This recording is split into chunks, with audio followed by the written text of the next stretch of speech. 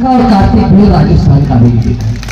आज हमारे यहाँ अलीराजपुर में भी हो रहा है, अच्छी बात है। मैं किसी धार्मिक संगठन के ऊपर टीका टिप्पणी नहीं कर रहा, अच्छी बात है। आप अपने समाज के लिए लड़े, अपने धर्म के लिए लड़े, लेकिन ये कहां का इंसाफ है, कहां का न्याय है? आपके देश का पड़ोसी, आपके घर का पड़ोसी, आपके घर के पास में रहने वाला एक आदिवासी हो या हिंदू हो या मुस्लिम हो या सिख हो या ईसाई, उसको आप मारने काटने की बात करते हो।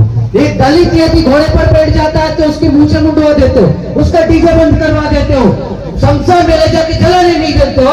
और बांग्लादेश में हिंदू के ऊपर अत्याचार हुआ तो समस्त आदिवासी समाज के लोग विवाह उनका नेतृत्व करने के लिए बैठ गए। कितनी शर्म वाली बात, शर्मनाक बात है कि नहीं हमारे समाज के लिए।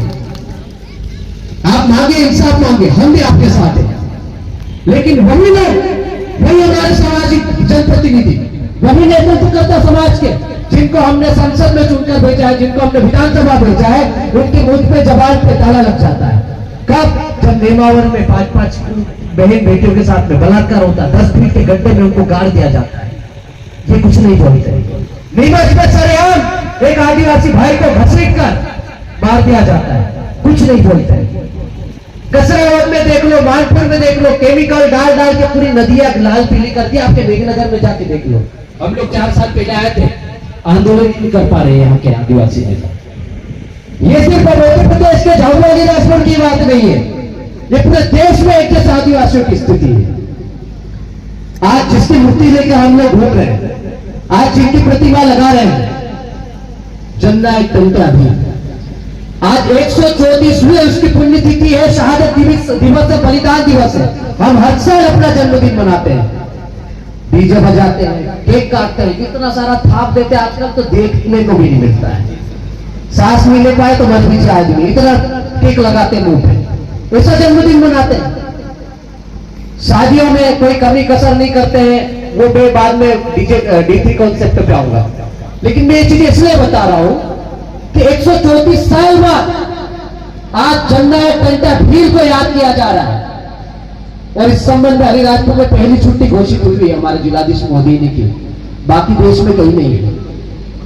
ये लोग आदिवासियों के नाम पर राजनीति करते हैं, वोट पूरे आदिवासियों के चाहते हैं, लेकिन आदिवासी दिवस को मनाने से कतराते हैं।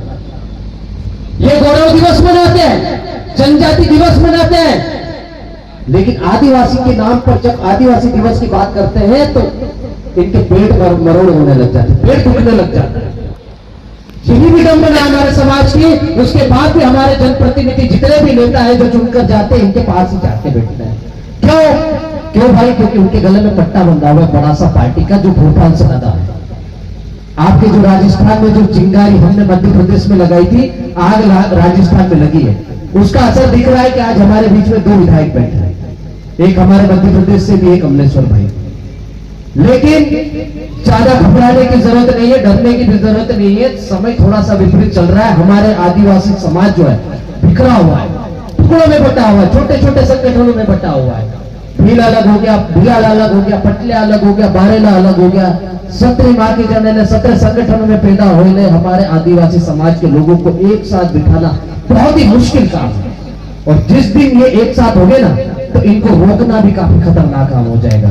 और मैं ये कह रहा हूं कि यदि आग लगी है राजस्थान में, तो यहां पर सुनामी आएगी मध्य प्रदेश में 2028 में, आप देख लेना। क्योंकि समय एक सा नहीं रहता है। अभी हम लोग समझ रहे हैं सब, थोड़े थोड़े दिनों में हमारे लोग फेसबुक व्हाट्सएप के माध्यम से लड़ लेते हैं, झगड़ लेते हैं, लेकिन जब भी समाज की बात आती है तो हम लोग एक मंच पर आई जाते हैं। अभी एक नारा बहुत फेमस चल रहा है, बटोगे तो कटोगे। ये नारा किसके लिए?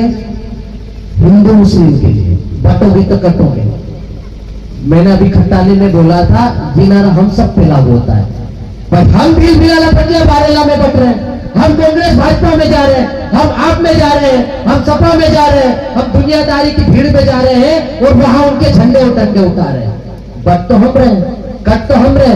राज मनुवादी व्यक्ति कर रहा है, सत्ता उनकी है, राज उनका है। हमारे तो सिर्फ झंडे उठाने वाले लोग हैं। हमारे लोग चुनकर जाते हैं विधानसभा लोकसभा में, लेकिन आवाज उनकी होती है। वो जैसा बोलते हैं वो वैसा ही काम करते हैं। एक भी जरा सा ऊंचा बोलने की कोशिश की तो पीछे से बेल्ट खींच लेते हैं, ज्यादा नाटक नहीं करना, नहीं तो बिठा देंगे। हमारे यहाँ वन मंत्री जी का हाल हुआ, आपने सबने देखा है, ये सबने देखा ना। तो इस तरह से अपमान करते आदिवासियों का, आपको पद भी देंगे और झटके से छीन भी लेंगे। क्यों? क्योंकि आपने भोपाल से टिकट लिया है, सिलेक्शन प्रणाली के माध्यम से नहीं लिया है। यदि यही लोग आपको चुनकर भेजेंगे तो आपको भोपाल का टेंशन नहीं होगा। तो हम लोग ये जो छोटे छोटे आयोजन कर रहे हैं, चाहे वो चिंतन शिविर हो रहा है, चाहे मूर्ति स्थापना हो रही है, चाहे जन जागरण कार्यक्रम हो रहा है, छोटे छोटे कार्यक्रमों के माध्यम से समाज में जन जागरण का कार्यक्रम कर रहे हैं। ये एक दिन की मेहनत नहीं है दोस्तों, पिछले 10-11 सालों का एक जैसा संघर्ष है। कई लोगों की कुर्बानियां हो गई है, किसी ने नौकरी गंवा दी है, किसी ने अपना रोजगार गंवा दिया है, किसी ने अपनी आधी उम्र गंवा दी है, और कई लोग तो हमारे सड़क दुर्घटना जैसे हादसों में शिकार होकर अपनी जान गंवा चुके हैं। अभी हमारे एक नए नवेले साथी जितेंद्र असल का एक भाई देवास खरगोन के थे, उनकी डेथ हुई, जो बाप पार्टी के राष्ट्रीय कोर कमेटी के सदस्य थे। कई लोगों ने इस सामाजिक मूवमेंट में चलते चलते चलते अपना सर्वोच्च न्यौछावर कर दिया, और हमारे लोग छोटी छोटी दुकानें लगाकर बैठे हैं। कोई बोला टांटा भील हमारा है, कोई बोल रहा बिरसा मुंडा हमारा है, कोई बोल रहा राणा पुंजा भील हमारा है। अब पहले तो भील भील हमारा बोल रहे थे, अब राजपूत भी बोल रहे कि नहीं राणा पुंजा भील हमारा है। अबे रख लो ना, तुम रख लो, लेकिन करो तो सही, उनका मान तो सम्मान करो। तुम उस झंडे को हटा के बता सकते हो जिसमें एक तरफ मेवाड़ के चिन्ह में राणा पुंजा भील है और एक तरफ महाराणा प्रताप है, क्या ये झंडे को बदल देंगे? मैं आप सबसे पूछना चाह रहा हूं इस मंच के माध्यम से, नहीं बदलेंगे, क्योंकि झंडा बदल गया तो उनका अस्तित्व खत्म हो जाएगा, उनका इतिहास मिट जाएगा, और स्वर्णिम इतिहास पर ही हमारा भविष्य टिका है। और इसीलिए हम जन जन तक वो मूर्तियां लेके घूम रहे हैं, जहां वहां मूर्तियां लगा रहे हैं। अलीराजपुर में 2017 में पहली मूर्ति लगी थी जननायक टंट्या भील की, उसके बाद में एक बाढ़ सी आ गई पूरे देश में। आज 134वें शहादत दिवस मना रहे हैं। जन्मदिन मनाना बड़ी बात नहीं है, शहादत दिवस उसी का मनता है जो देश के लिए, अपने समाज के लिए सर्वोच्च न्यौछावर करता है, और इसीलिए हम इस जननायक टंट्या भील का हम शहादत दिवस मना रहे हैं। नहीं तो भाई हमारे जैसे हजारों लाखों करोड़ों लोग मर गए, शहीद हो गए, लेकिन उनको कोई पहचानता नहीं, गुमनाम हो गए। अभी पूर्व वक्ता बता भी रहे थे, एकमात्र ऐसा योद्धा इस देश का 10 नवंबर 1889 में न्यूयॉर्क टाइम्स में एक बड़ी सी ब्रेकिंग आती है, इंडियन रॉबिन। रॉबिन हुड का मतलब समझते हो? गरीबों से, ये अमीरों से, या जो घूसखोर रहते हैं, जो रिश्वतखोर रहते हैं, जो जमींदार रहते हैं, उनसे छीनकर गरीबों में बांट देने वाला मसीहा बोल सकते हैं सीधे सीधे शब्दों में। तो न्यूयॉर्क टाइम्स वाला लिखता है the Indian robin hood Tantya Bhil, और हमारे यहाँ पेपर वाले क्या छापते हैं? डकैत, चोर, लुट्टा, लुच्चा। अभी 4 दिन पहले एक खबर छपी भोपाल में, वहां पर भील समाज के कुछ हो सकता है कि चोर उसमें शामिल रहे होंगे, लेकिन पेपर वाले की मानसिकता देखो, वो लिख रहा है कि भील डकैत। क्या पूरा भील समाज डकैत है? ये अभी से नहीं, इनकी मानसिकता आज से 500 साल पहले भी ऐसी थी। जब गोरे अंग्रेज आए, उसके बाद में ये जो काले अंग्रेज जो हमारे ऊपर राज कर रहे हैं, उनमें ही ये मीडिया वाले जो बने हुए हैं, वो लोग हमारे प्रति ऐसी ही मानसिकता रखते हैं। हम लोग आदिवासी दिवस मनाते हैं तो वो आदिवासी दिवस लिखते हैं, भाई मना हम रहे, दिख आप रहे हो, तो ये इनकी मानसिकता को दर्शाता है।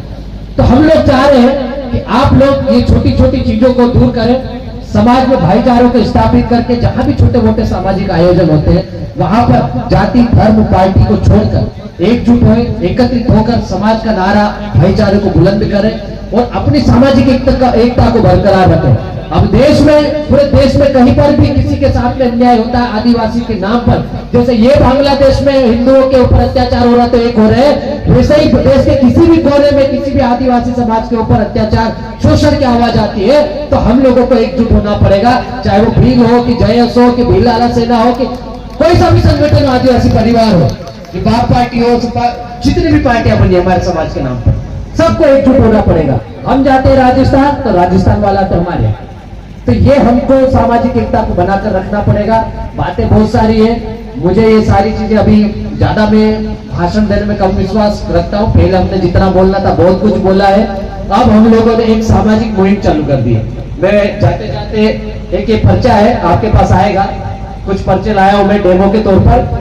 अब हम लोग सामाजिक जागरण में समाज को जो फिजूल खर्चा है, डीजे दारू डीजे के रूप में जो झगड़ा भाजने के रूप में हमारे लोग अतिरिक्त पैसा खर्चा करते हैं, पूरी जिंदगी की कमाई, एक पीढ़ी कर्जे में फंसती है तो 2-3 पीढ़ी कर्जे को खत्म करते करते निपट जाती है, मर जाती है, लेकिन कर्जा खत्म नहीं होता है। तो हमने पिछले 8-10 सालों से जो काम किया उसमें हमने महसूस किया कि आदिवासी समाज के पास जल जंगल जमीन है, उसके पास प्राकृतिक संसाधन है। अभी ताड़ी का सीजन आ जाएगा, सीधी का सीजन आ जाएगा, महुए का भी सीजन रहता है, तो उसमें महुए की दारू बना के भी बेच लेता है, ताड़ी भी बेच लेता है, आम है, जाम है, महुआ है, सभी प्रकार के फल फ्रूट्स होने के बाद भी, इतनी आमदनी होने के बाद भी, 12 मास खेती करने के बाद भी ऐसा क्या कारण है कि वो कर्जों से मुक्त नहीं हो पाता। तो हमने सर्वे के आधार पर एक रिपोर्ट तैयार की, तो उसमें सामने आया कि दहेज, बेजा, झगड़ा भाजना, नोतरा जो हमारे समाज में होता है वो अनियंत्रित तरीके से होता है। फिर दारू, शराब का सेवन, भाई हमारे बुजुर्गों ने देसी कच्ची महुई दारू से परंपरा से शादी हो सकती है, लेकिन आप उसी शादी में हमारे उधर तो 20-30 डीजे हो जाते हैं। एक डीजे औसतन 15 से 20 हजार का आता है, उसके पीछे 10 गाड़ियां ले जानी पड़ती है, उनका औसतन भाड़ा आप 10,000 रुपए, ये 2,000 भी मानोगे तो 10-20 हजार भाड़ा हो जाता है। फिर भाटड़ी परंपरा दारू ले जाने के अलग, फिर उनको दारू पिलाओ, फटाके फोड़ने की परंपरा अलग चालू गई, और उसमें कई उड़वे जल गए, कई बहनों की साड़ियां जल गई, और कई बार तो बड़े बड़े हादसे भी हो गए। तो ये जो अतिरिक्त खर्चे का हमारे समाज में बीड़ा उठा लिया है, उसकी वजह से हमारा समाज कहीं ना कहीं गर्त में जा रहा है, आर्थिक बोझ के तहत मरता जा रहा है, डूबता जा रहा है। तो हम लोगों ने सोचा है कि इससे बचाने के लिए, हमको नियंत्रण के लिए एक मिशन D3 बेजा दारू डीजे नियंत्रण मुहिम चलाई है। ये पेम्पलेट आप पढ़ लेना, मैं ज्यादा डीप में नहीं जाऊंगा क्योंकि वक्ता काफी है, सबको अपनी अपनी बात रखने का अवसर मिलेगा और सब लोग हम लोग यहाँ पर उनकी बातें सुनेंगे। तो ये पेम्पलेट आप पढ़ेंगे, समझेंगे, और मुझे ऐसी उम्मीद है, आशा है कि जितने भी गांव के जागरूक जिम्मेदार, पटेल, तड़वी, चौकीदार, कोटवाल, विधायक साहब आए हैं, और जितने भी जागरूक जिम्मेदार लोग आए हैं, जो गांव में समझदार लोग हैं, वो इस पेम्पलेट को पढ़े, अपने अपने ग्राम पंचायत पर लगाए, और वहां पर भी इस प्रकार की बैठक करें और सर्व समाज के बैनर तले करें, और इस मुहिम को आगे बढ़ा के हमारे समाज को अनियंत्रित जो खर्चा हो रहा है उसको नियंत्रण करके समाज को फिजूल खर्चे से बचाए। बस ये मेरा निवेदन था, अपील भी थी, आपने मुझे समय दिया, उसके लिए आपको बहुत बहुत जोहार। इंकलाब जिंदाबाद, जोहार जिंदाबाद। धन्यवाद, बहुत बहुत धन्यवाद भाई नितेश जी। अलावा